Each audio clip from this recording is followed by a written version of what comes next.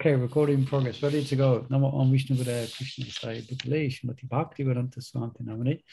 Namaste Saraswati Devi Gauravani Chaline Nivasesha Sunyavadi Pashtatara Sitarine. Jai Sri Krishna Chaitanya Prabhu Nityananda Shri Advaita Gadadhar Shiva Sadi Gaura Bhaktavinda. Hare Krishna Krishna Krishna Hare Hare. Hare Ram Ram Ram Hare Hare. Hare Krishna. So we have a good few devotees with us this evening. Thank you for joining us. And we're continuing with the chapter which is entitled The Devotee, Priya. Is that correct? I think so. Yeah, Priya, Yeah. the beloved. And someone can perhaps just remind us of what the conversation is at the moment. Who is speaking about who and to who? Narada and Pandavas. The? Narada and Pandavas. Yeah, that's it. Narada and the Pandavas.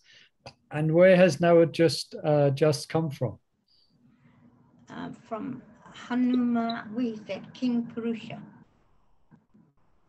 Yeah, Hanuman. He's just come from Hanuman, who was residing in Kim Purusha. Yeah, correct. Well done. Hare Krishna. So that's where we are.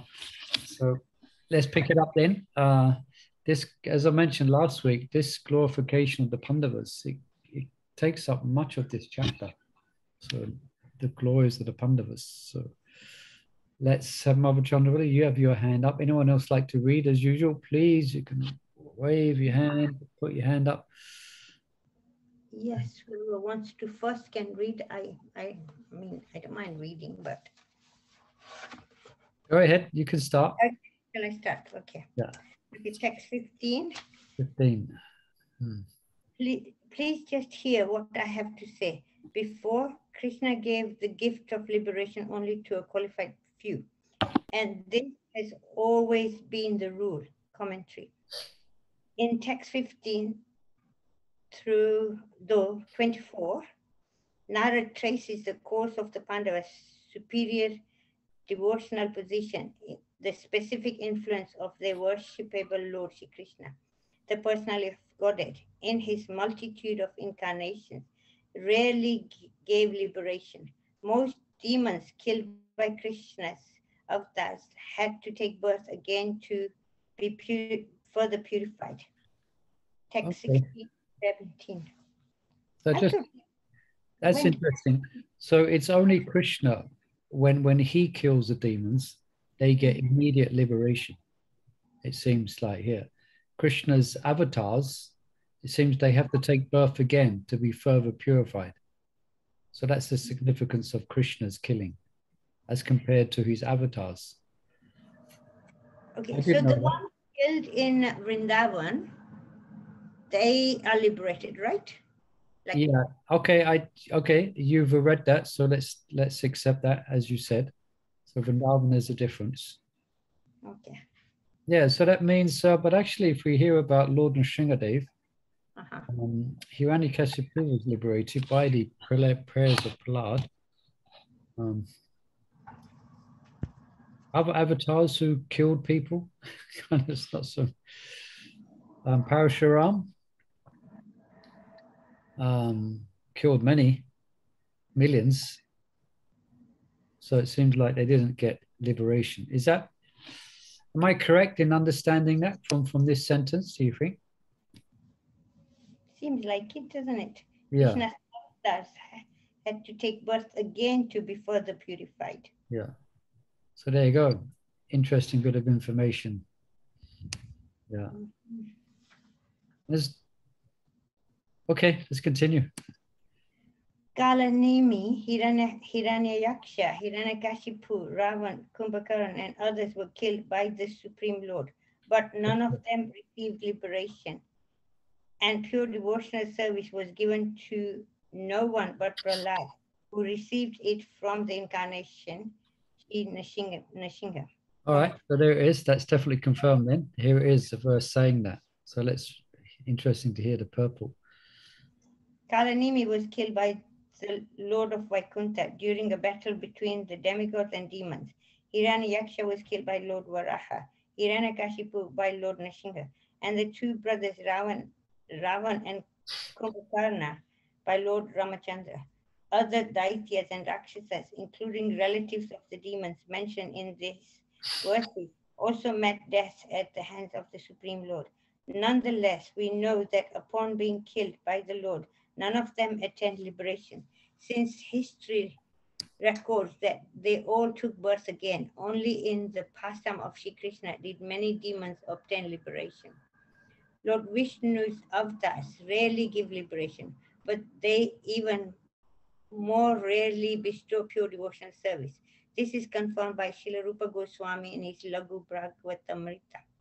The Puranas describe only one case in which pure devotional service was granted, when Lord Nrsimha blessed Prahlad.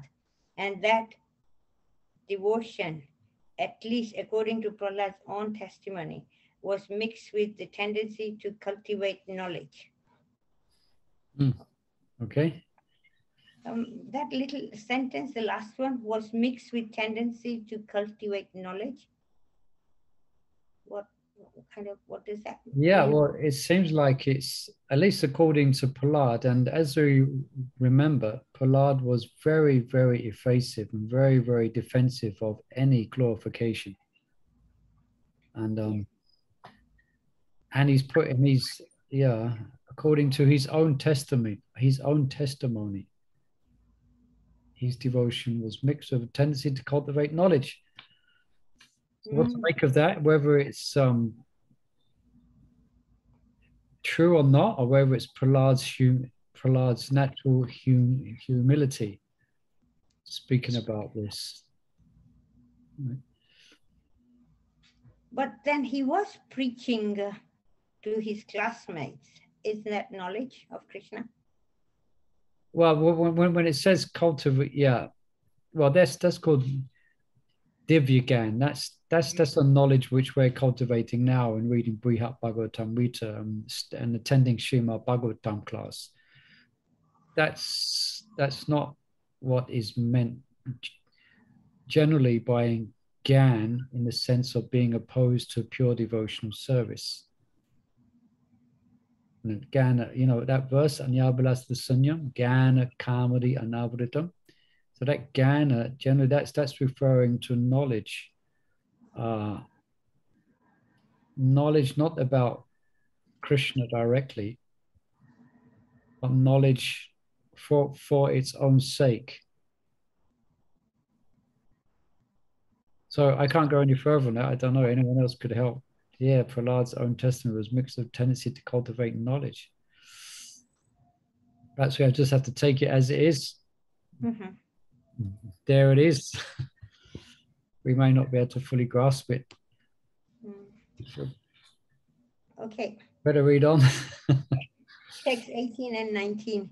Later, the incarnation of Raghunath bestowed pure devotion upon a few: Guha, Hanuman, Jambavan, Vibhishan, Dashrath, and the blessed Sugriv. But in relation to those devotees, we never hear of Prema, the utmost stage of pure devotion. Commentary. Some of the participants in Lord Ramachandra's Leelas were not finite living entities. Lord Ram's three brothers were incarnation of masters of Vaikuntha: Sankarshan, Pradyumna, and Aniruddha. The Lord's wife, Sita Devi, was directly the goddess Lakshmi. These infallible persons need not rise to the level of love of God, because they are situated on that level eternally. But some of Lord Ramachandra's servants, who are jivas, his janas, personal dependents, reaped from his association the benefit of pure bhakti. Love of Godhead is pure when free from the material motives of karma and jnana. Lord Devakinanda, in his appearance as the Lord of the Raghus, granted such bhakti to only a few of his devotees. Guha, a king of Nishadas, became a friend of Lord Ramachandra's. Here Narad says that even Dasrathopi, obtained bhakti from Lord Ram. Narad qualifies his statement in this way to answer a potential doubt that Dashrath was an unfortunate person. After all, Dashrath had been cursed by a Brahmin to suffer separation from his son, and that separation led to his dying untimely and in lamentation. Still, he was blessed with pure bhakti by virtue of his intense attachment to his son Ram. His apparent suffering is properly understood to be an aesthetic symptom of transcendental separation from the personality of Godhead. Yeah. So here that's some clarification is being given. So here it seems like some do receive pure devotion, generally not. So here's some exceptions here that's given. That's given bhakti to only few of his devotees. Yeah, and that's probably what perhaps I think that must be one of the most dramatic parts. Well, there's many dramatic parts in the Ramayana, but that part of Dasarath's grief, that's the most heart-wrenching. That's really a heart-wrenching episode where Dasarath, Dasarath, did I pronounce that right? Dasarath. Yeah, Dasarath, when he has to inform Ram. I think he's not able to do it, actually. The words are not able to come from his mouth. But Ram understands somehow. It's communicated. Doesn't Kaikai tell him? Yeah, I think he might. Yeah. That your father is not able to say this to you. Yeah. But these are the two boons that I've asked him. Yeah, so actually it's interesting that if you read about that, what he actually went through and his heartbreak that actually killed him, here it's described as an ecstatic symptom.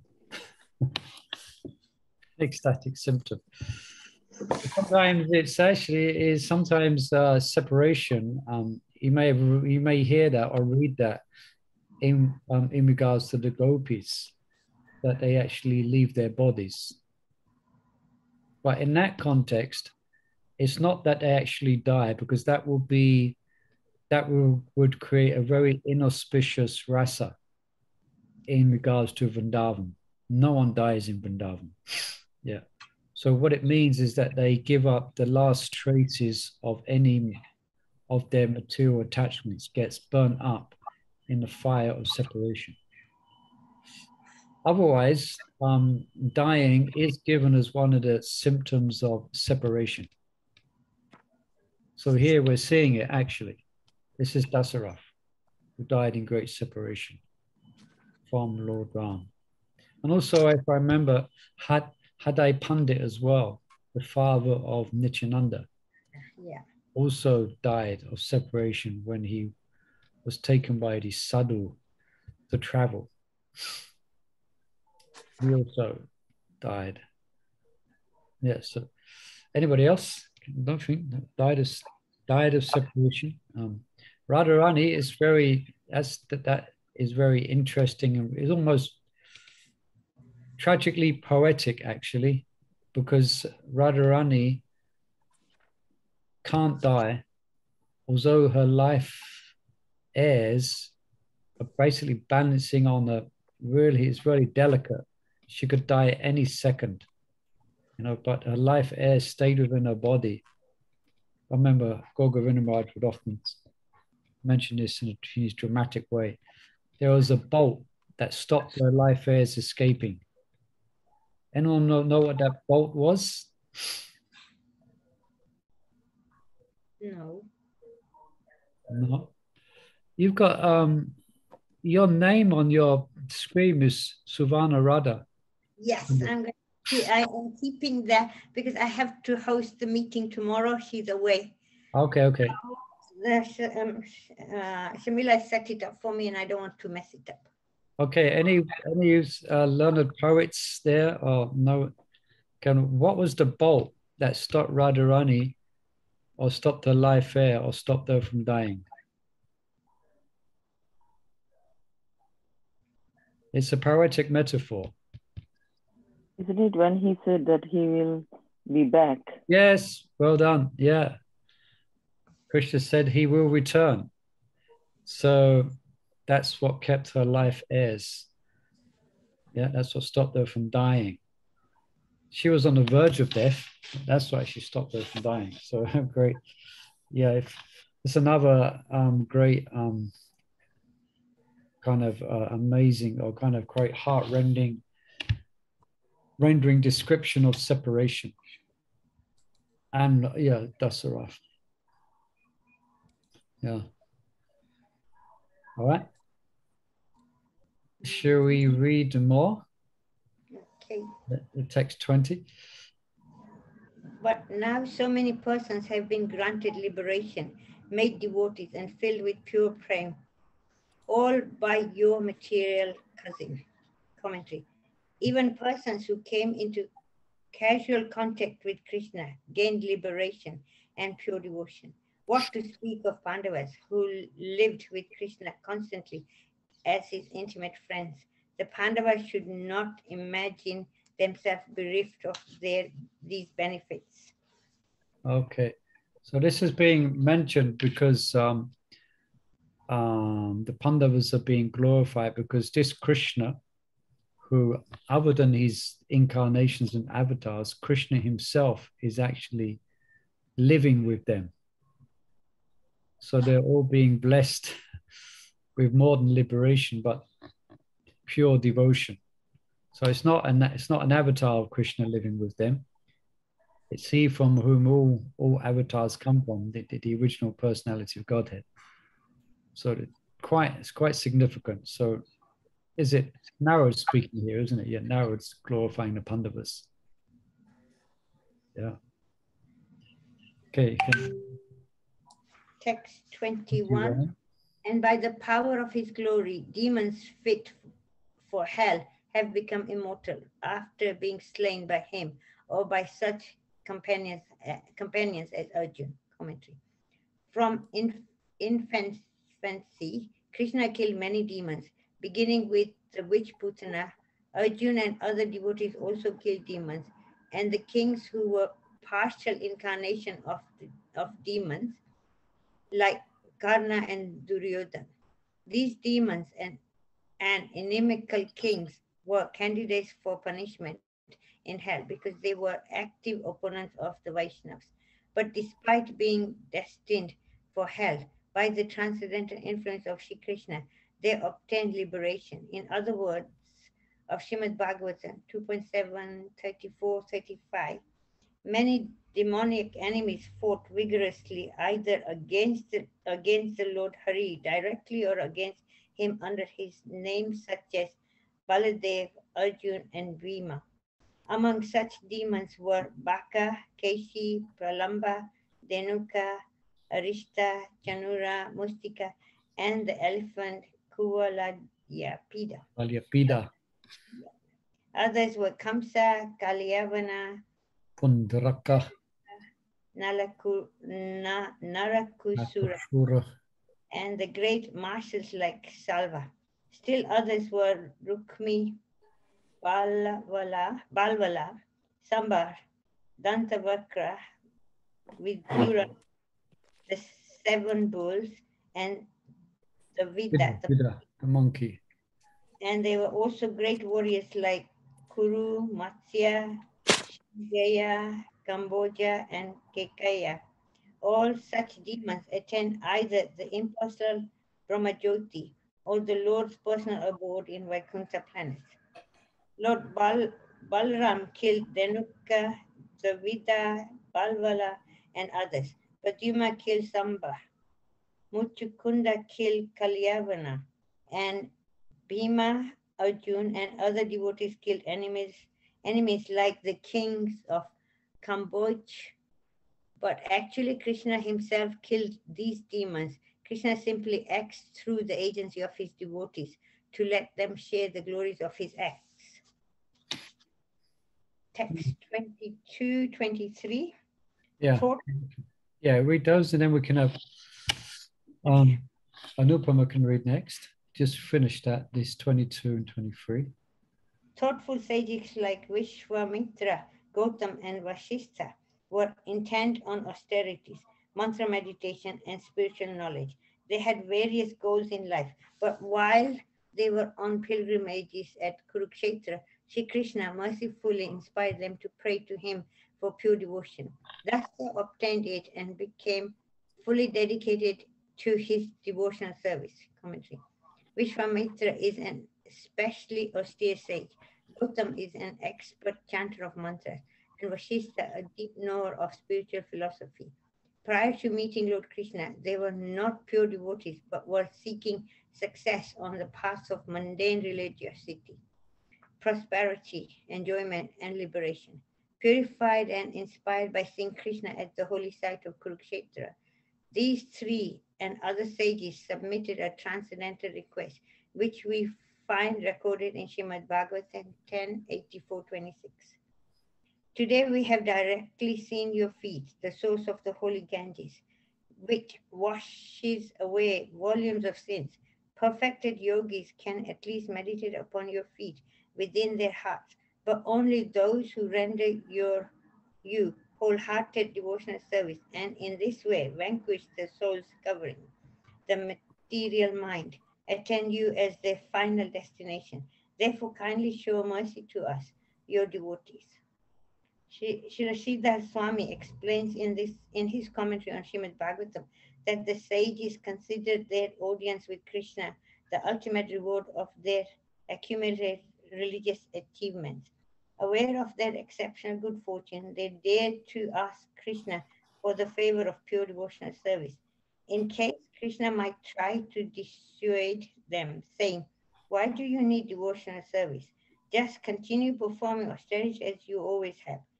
They reminded Krishna that in the past the coverings of the gross and subtle bodies were transcended only by his pure devotees, not by impersonalists as sects.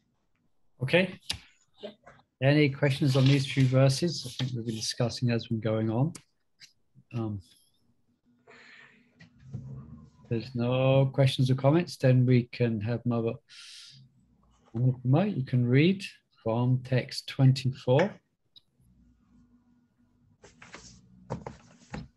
Hare Krishna. Hare Krishna.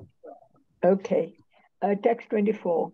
Even immobile creatures in species covered by the mode of ignorance, trees, creepers, and so on, have been raised to the consciousness of pure goodness.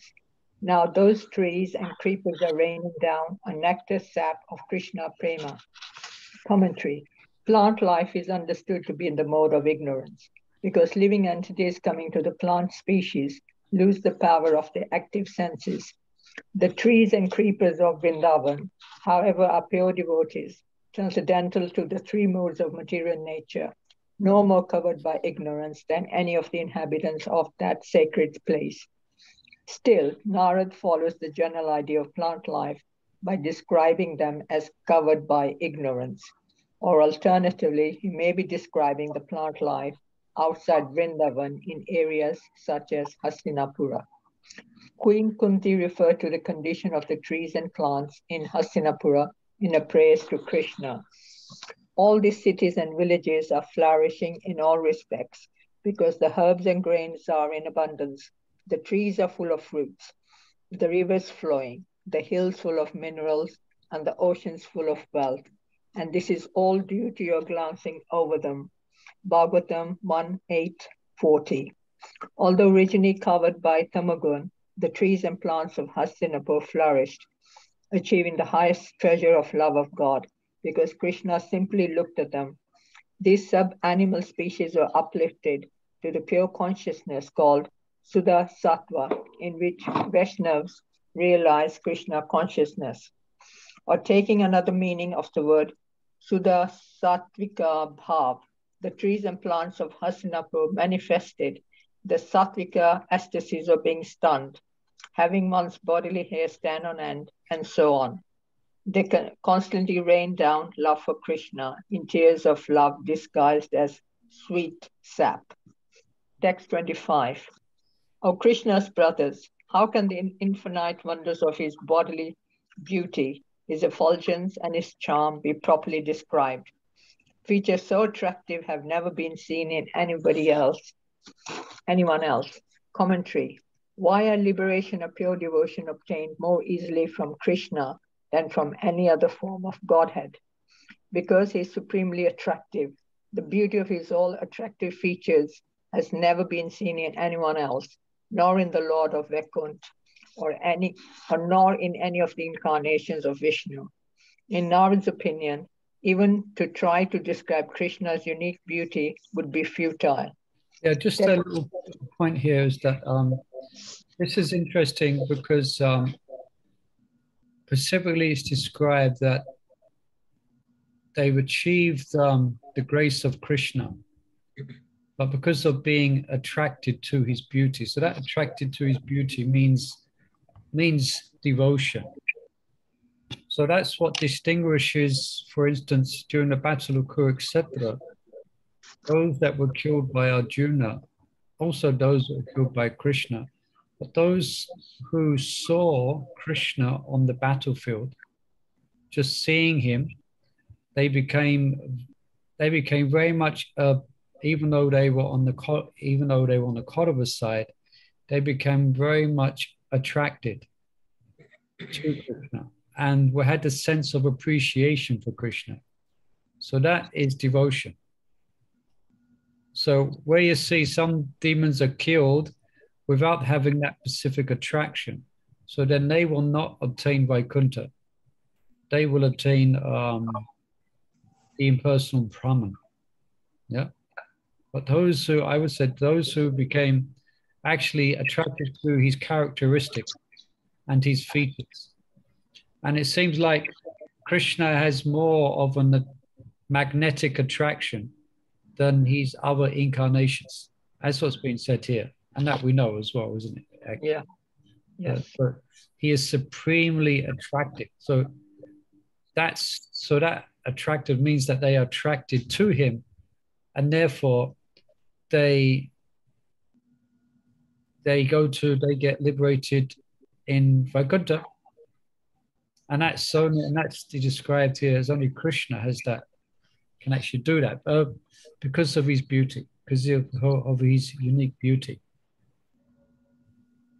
And it described even the plants described there. What was that? What even the creepers and the trees experiences symptoms of sattvika bhav, Suddha sattvika bhav, honey coming, because we heard about that last couple of days, isn't it? The symptoms of sattvika bhav. Yeah, so in trees it comes out as honey, etc. So they obtain prema. So it makes Krishna extraordinary. Although all the incarnations are extraordinary, he is extraordinary. Beauty.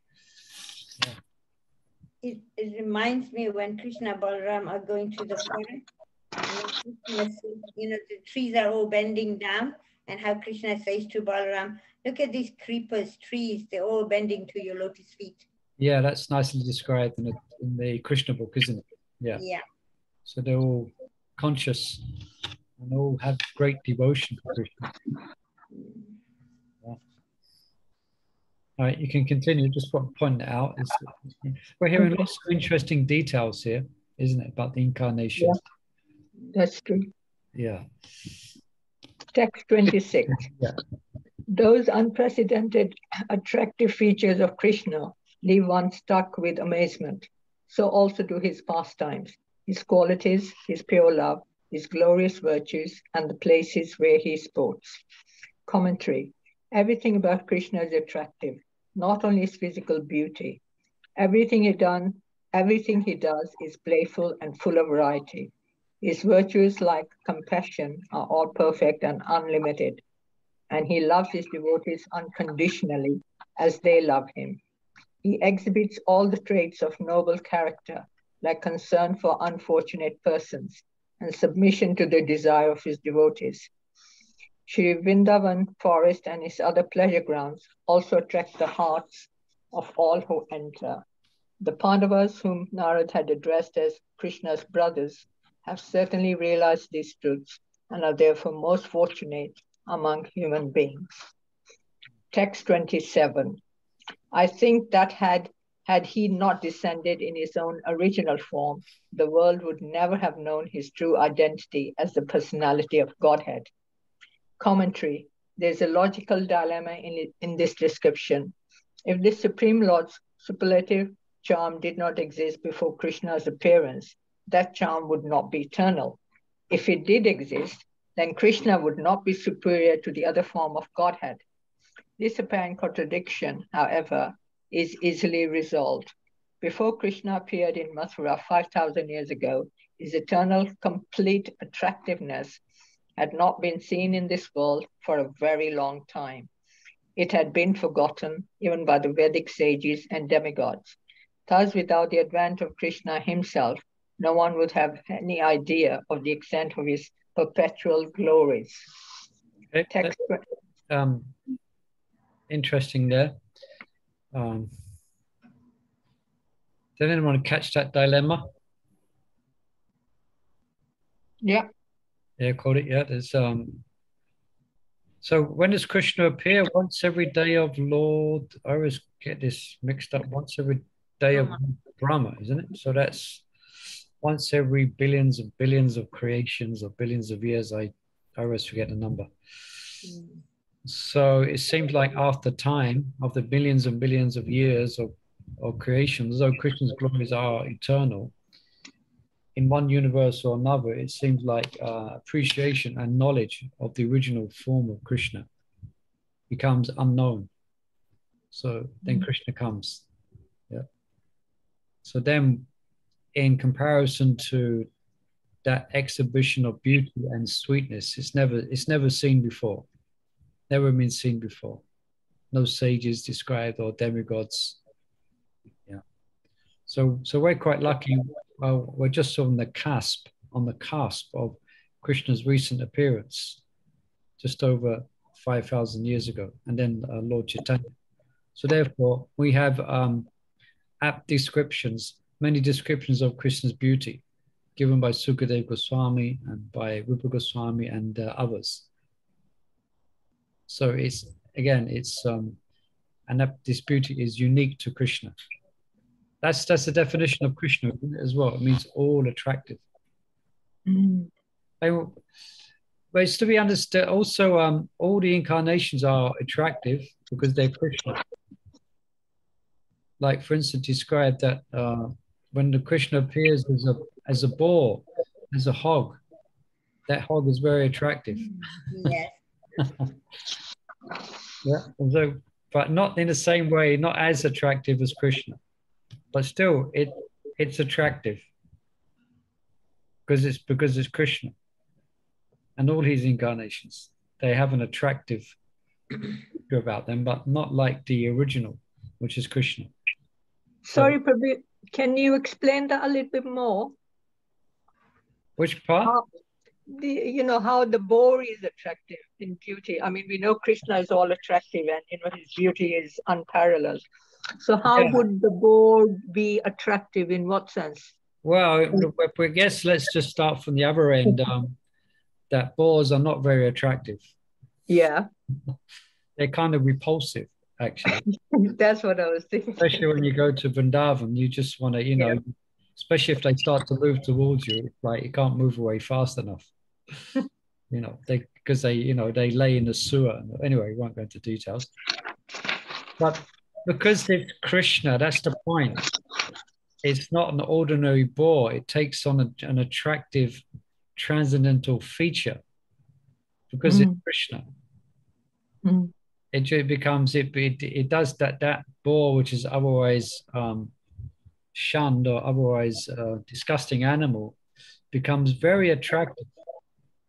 All the sages become attractive, and that's how they guess. I remember in that part of the Bhagavatam, actually, when he roars, and the effect of the roar that the sages heard, they guessed, and because of the attractiveness of this boar, then they guess, oh, this must be the Supreme Personality of Godhead. No, Okay. no other ball could attract us like this. This must be is Krishna. Yeah. Okay. But compared to Krishna, that's something else. Especially Krishna is specifically attracted by, he has a specific characteristic of sweetness.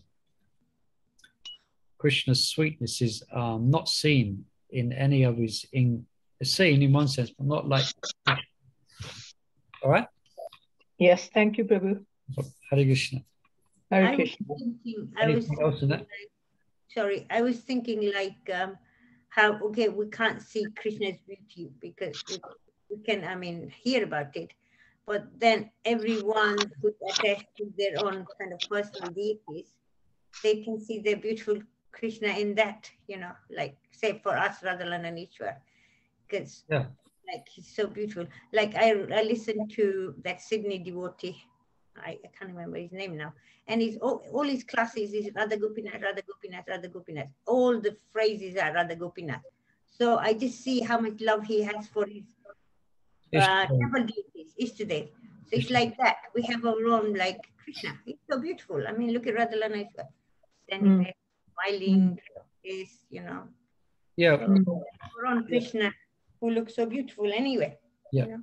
Yeah, when we speak about the beauty of Krishna, we're not making a differentiation between the Murti and Krishna, because it is the same. But it depends on our qualification to actually perceive that attractiveness. Just like Krishna actually, although he appeared personally, not everyone could fully appreciate him. And they couldn't see him the same way, that in the same manner that the devotees saw him, because of their lack of devotion. So it's a good point you're bringing up. But just to highlight that is whenever we hear descriptions of Krishna's beauty, that for those who have the eyes, that is there within his Murti form, which is non-different from him. But it may take a bit of devotional purity and qualification to appreciate it. But it is. Krishna is non-different. That is Krishna. At 10 Soho Street, London, W1D 3DL. Krishna's interest, isn't it? Krishna's made an incarnation in the postcode in central London. What we find in some scripture somewhere, it will say, and the Lord will appear in central London, W1D 3DL. 10 Soho Street. Yeah, he's appeared and he's there in his full beauty. And as we advance, then that will be more, Krishna will show us that. Yeah. Yes, yeah, that's very true. Very true. I kind of realized that when I was listening to this Prabhu's classes, you know, well, I still listen anyway. And every scent, every purport, everything, he's like Radha Gopinath, Radha Gopinath. So I was thinking that, Radharani and Ishwar have to just develop that mood and speak in that sense, you know. Yeah. Right, you'd like to continue? There's any other comments on this, Krishna's beauty? We're hearing about Krishna's beauty now, so it's very sweet. Text 26. Shall I continue, Prabhu? Yes, why not? Okay. Those unprecedented, attractive features of Krishna. Is that right? Oh, yes. 26. Yeah, we read that. Yes, we've done it already, no? Yeah, we read that. We're on this page here, Mother. Sorry, which page, Prabhu? 420? 28. Just go from 28, I think. 28. Oh. You're on 28. Did I read that? I can't remember reading that. Okay, 28. Okay, text 28. But did we read text 27, 20? I'm pretty sure we did. Okay, sorry. Okay, I think I was in the mood of his beauty. I think. Yeah, you got lost. Yeah, I got lost there. Text 28. Reason. Text 28. Now his identity as God has been shown, for he has appeared in all his splendor, adorned with his unique glories and the varied wonders of his charming sweetness. Commentary. As long as Krishna stayed on earth, everyone could see his supreme greatness and charm. Krishna is the eternal source of all incarnations, but because for 125 years his full glories, rarely seen, were manifest on earth. Krishna is also considered a special incarnation in a way that transcends ordinary logic. The extremes of divine opulence and simple charm are simultaneously visible in Sri Krishna. We speak of Sri Krishna's kindness, but even the punishments he metes out are worthy of praise. To do this, there have been many witnesses, including Kamsa, Kalia, and Putana, and in more distant past, Bali and others. Commentary. While Kamsa was ruling Mathura, the dread of being killed by Krishna tormented him constantly. But as a side effect of this involuntary meditation, Kamsa became completely Krishna conscious. Sukdev Goswami describes, while sitting on his throne or in a sitting room, while lying on his bed, or indeed while situated anywhere, and while eating, sleeping, walking, or drinking, Kamsa saw only his enemy, the Supreme Lord, Harishika. In other words, by thinking of all, In other words, by thinking of all this pervading enemy, Kamsa became unfavorably Krishna conscious. At the time of Kamsa's death, Krishna dragged him from his platform in the arena and jumped on his chest. Thus, as Kamsa left his body, he was able to feel Krishna's foot on his chest and see Krishna's blessed face. After Kamsa's death, Krishna arranged a royal funeral attended by the Yadu princes, the cowherds of Braj, and Lord Krishna himself. Like a dear friend of the family, Krishna further consoled Kamsa's widows and granted the vacant throne to Kamsa's father, Ugrasen. Being punished by Krishna also spiritually benefited many allies of Kamsa, also the wrestlers of Mathura and kings like Jarasandha. Only the most malevolent enemies of the Lord, namely Shishupal and Danta Vakra, failed to obtain his full mercy during their lives. These two demons displeased Krishna by committing offenses against Brahmanas, but because the demons were actually his eternal servants in disguise, in the end they also received his mercy.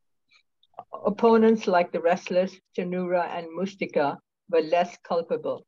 Fighting against Krishna under Kamsa's orders, they had become infected by Kamsa's envious spirit.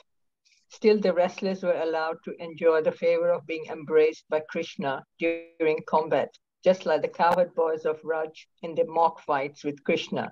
Krishna also honored the wrestlers by conducting their funerals. Right. That was kind of him. Krishna killed them and conducted their funerals. Mercy, special mercy. I shall kill you and conduct your funeral. Oh, thank you. After consoling the royal ladies, Lord Krishna, sustainer of all the worlds, arranged for the prescribed funeral rites to be performed. Lord Balaram repeatedly captured Jarasandha in combat, but each time released him, just to glorify Jarasandha's prowess. Krishna, Balaram, and their friends paid a personal visit to Jarasandha's palace to forever establish his reputation as a great follower of Brahminical culture and a great giver of charity. Panduraka and other enemies of the Lord received similar merciful treatment. In text 21, by the words Atmana Maritab, all killed by him in person, Narad has implied that they all attain liberation. Narad further confirmed this in a conversation with Krishna's father, Vasudeva. Inimical kings like Shishupal, Panduraka, and Salva were always thinking about Lord Krishna. Even while lying down, sitting, or engaging in other activities, they endlessly meditated upon the bodily movements of the Lord. His sporting pastimes, his loving glances upon his devotees, and other attractive features displayed by the Lord. Being thus always absorbed in Krishna, they achieved spiritual liberation in the Lord's own abode.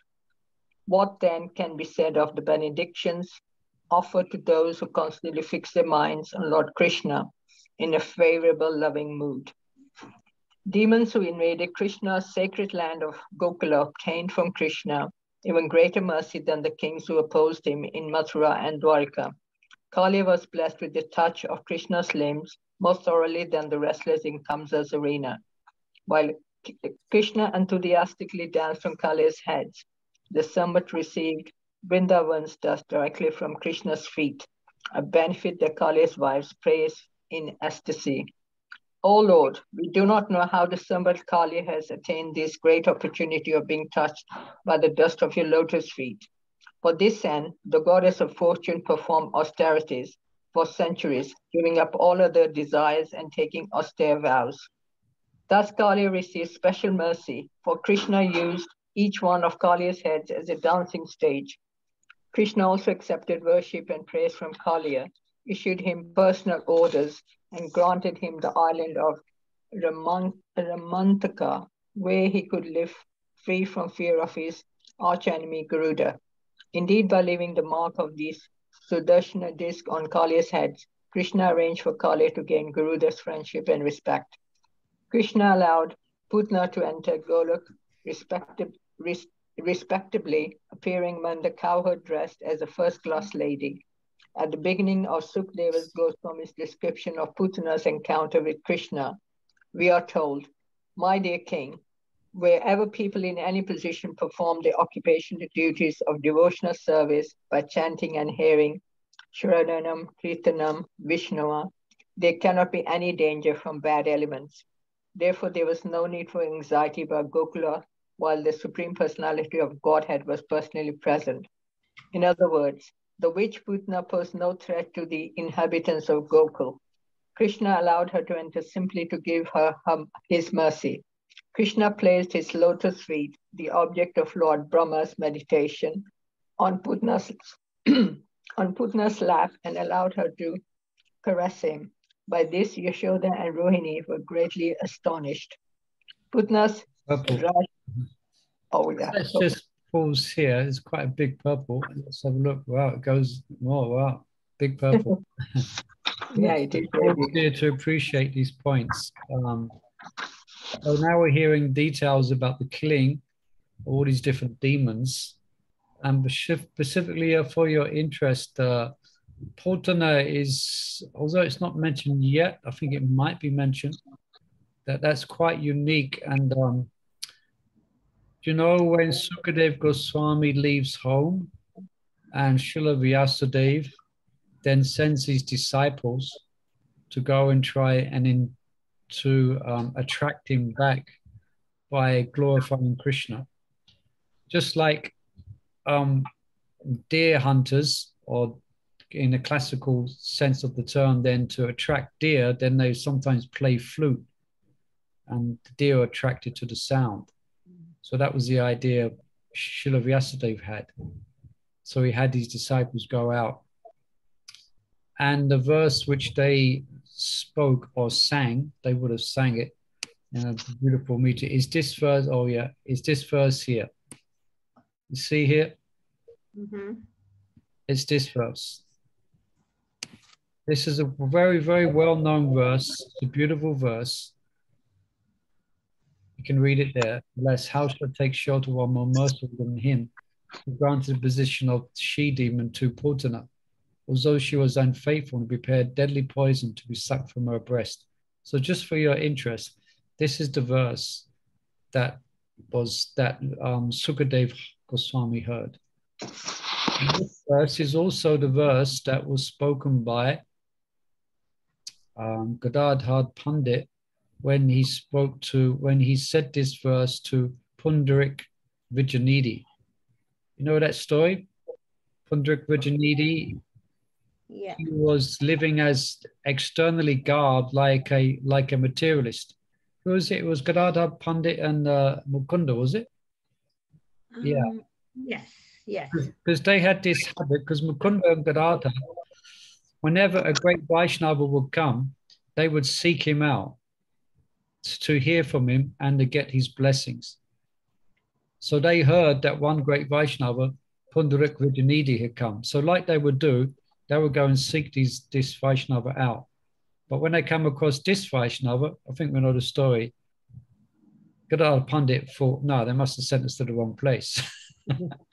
You know, he was smoking, he's chewing pan and spitting it out and oil hair and he was like gross materials. No, he must have brought to the wrong house. No, this is him. This is great Vaishnava. So you just chant this. If you've got doubts in his character, you just chant this. And this is the verse which Gadadhar Pandit would spoke or sang. And this is the verse that caused him to go in great existential ecstasy. You know, great Satvika Sudha Satvika Bhav. Okay, so just for your interest, so Putana is also, as you know, Putana went straight back to Goloka,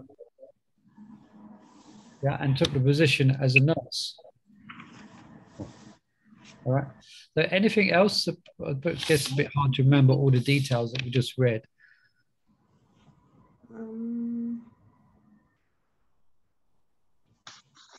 Yeah,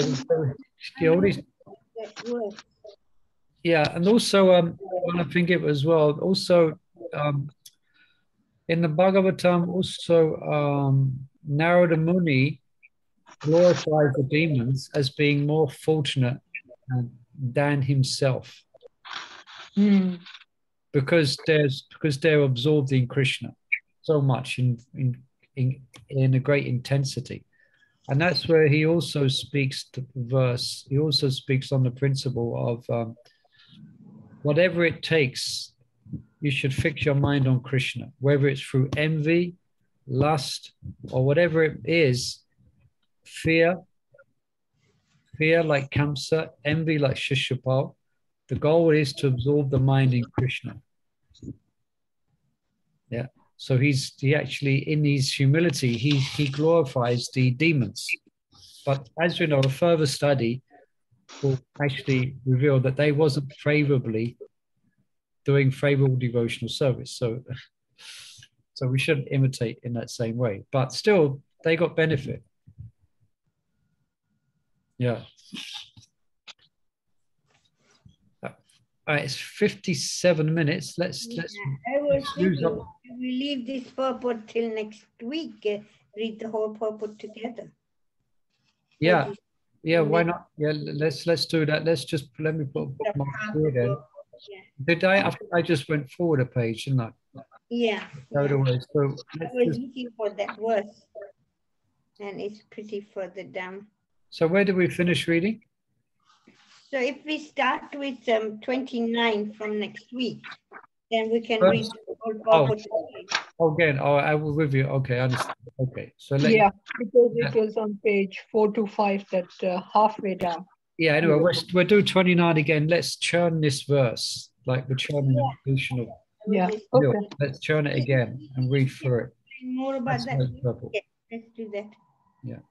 Okay, then. So we'll pause in there for this week, and thank you again for joining us for Brihat Bhagavatamrita. Wonderful reading, and look forward to hearing and chanting next week with everyone. Hare Krishna. Hare Krishna. Thank you. Thank you, Muli Prabhu. Muli Prabhu. Thank you. Vishnu Namo. Thank you.